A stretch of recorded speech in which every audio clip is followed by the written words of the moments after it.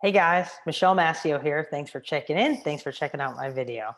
I want to do a quick video. I've had a couple questions recently on the timing of options expiring. When do they expire? When can they be assigned? So this is just going to be a quick video just on talking about those things. So basically, what you want to do is you want to look at the expiration date of the option. So basically, the expiration date is when that option expires, and it expires at the close of the market on that particular date. So typically that's going to be 4 p.m.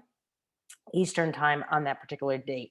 Now that's when they expire. That's when there's no more risk on that particular contract. However, when can options be assigned? That's a little bit different. So options can be assigned anytime they become in the money.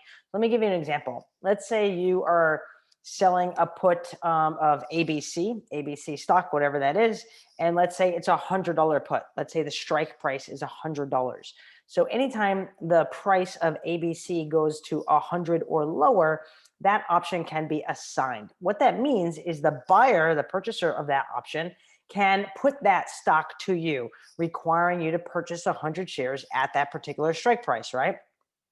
Now, oftentimes what happens with stocks, they go like this, right? So there's a lot of volatility always with stocks, right? That's inherent in the stock market. And oftentimes what we see is we see a stock, let's say ABC stock, dip below 100 and then pop back up over 100. So what does that mean? That means that anytime it dips below 100, it can be assigned. If and when that were to happen, you would just basically see the shares, you'd likely get some sort of notification from whatever custodian you're using, and then you would see the shares show up in your account, and you would see the cash debited from your account to pay for those shares. Now, I would say probably an estimate of 90% of the time, perhaps even higher, options will only be assigned on the expiration date at the close, right? What do I mean by that? What I mean by that is that oftentimes, and this is a great advantage to an option seller, but oftentimes the stock will drop below that price, and the purchaser of that option, of that put in our example, will not assign the stock, right? So they will wait until the expiration. And the reason for that is that most people that buy options, they're not necessarily hedging their risk. They can be. So some purchasers of options are hedging their risk, but many purchasers, that's a tongue twister, purchasers of options are trying to 10x their money, meaning that they want to buy an option for, let's say, $100, and they want to turn that 100 into 1,000. So they're really not looking to buy or sell any of the shares, but they want to liquidate the contract at some sort of a profit. So that's an advantage to us being the option sellers, right?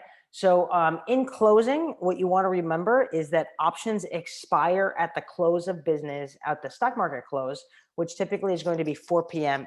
Eastern time on that particular expiration date. However, options can be assigned early. They can be assigned anywhere between the time that the option is sold and the expiration date. It's up to the purchaser of the option.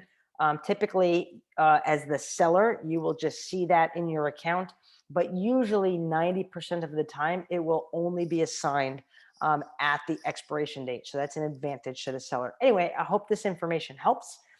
If you have any questions, please feel free to hit me up. You can write a comment here or a question here, or you can message me as well if you have my contact information. Please subscribe to the YouTube channel and let me know if there's other videos that you're interested in seeing. Thanks. Happy Friday, and cheers. Have a great weekend, everybody.